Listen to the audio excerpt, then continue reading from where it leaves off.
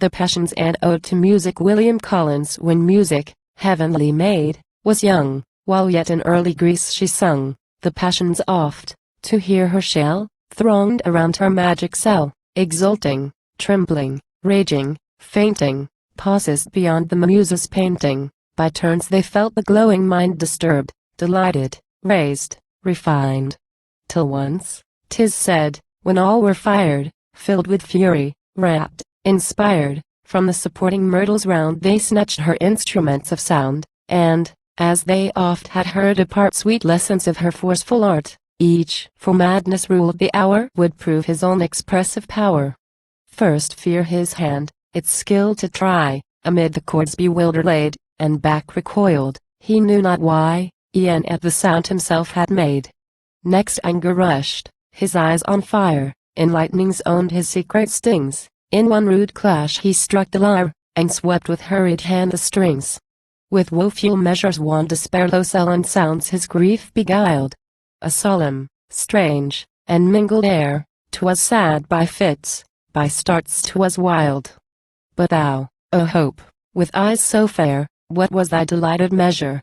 Still it whispered promised pleasure, and bade the lovely scenes at distance hail.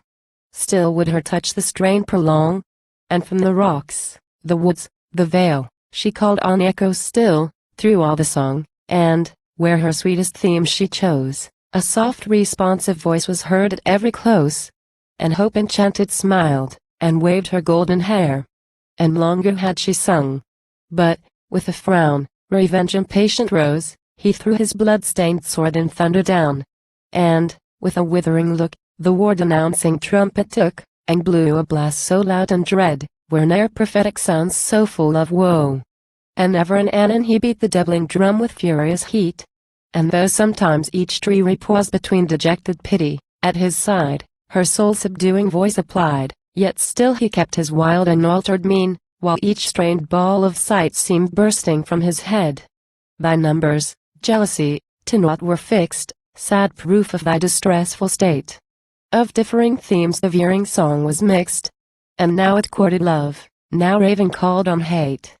With eyes upraised, as one inspired, pale melancholy sat retired, and from her wild sequestered seat, in notes, by distance made more sweet, poured through the mellow horn her pensive soul.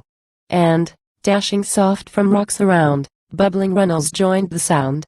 Through glades and glooms the mingled measure stole, or, o'er some haunted stream, with fond delay, round and holy calm diffusing, love of peace, and lonely musing, in hollow murmurs died away.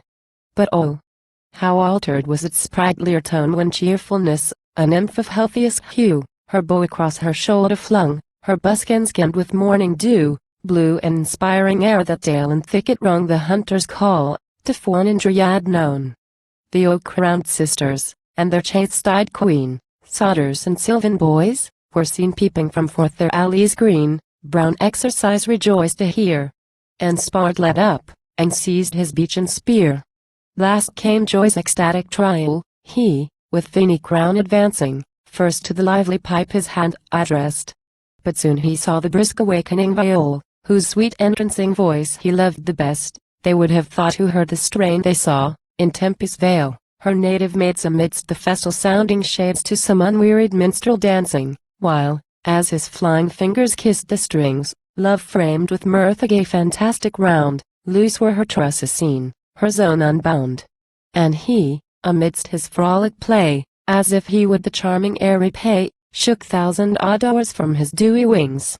O music, sphere descended maid, friend of pleasure, wisdom's aid. Why, goddess, why, to us denied, layest thou thy ancient lyre aside? As, in that loved Athenian bower, you learned an all-commanding power, thy mimic soul, O nymph endeared, can well recall what then it heard. Where is thy native simple heart, devote to virtue, fancy, art? Arise, as in that elder time, warm, energetic, chaste, sublime. Thy wonders, in that godlike age, fill thy recording sister's page. 'Tis said, and I believe the tale, thy humblest reed could more prevail, had more of strength, diviner rage, than all which charms this laggard age. and all at once together found Cecilia's mingled world of sound. Oh, bid our vain endeavors cease, revive the just designs of Greece, return in all thy simple state, confirm the tales her sons relate.